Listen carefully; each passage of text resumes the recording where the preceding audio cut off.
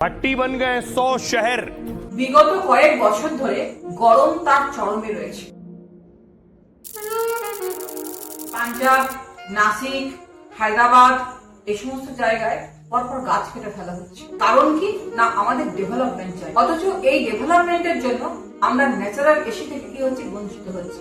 Natural AC অর্থাৎ গাছ, খেয়াল করে দেখো, আমাদের প্রতি 4 জনের মধ্যে 3 জন কায়িক শ্রম বা শারীরিক পরিশ্রম বা ফিজিক্যাল লেবার, অথচ এরা দুপুর বেলাতেই কিন্তু তারা কাজে বেরোয়। সরকার কিন্তু বলছে দুপুর 12টা থেকে 4টে পর্যন্ত ঘরে থাকবে। এরা যদি ঘরে থাকে তাহলে আমাদের দেশের ইকোনমি কোথায় যাবে? আমাদের জিডিপি বলছে 1/3 ভাগ, আমাদের ভারতবর্ষের জিডিপির 1/3 ভাগ এই কায়িক শ্রম যারা করে তাদের কাছ থেকেই আসে।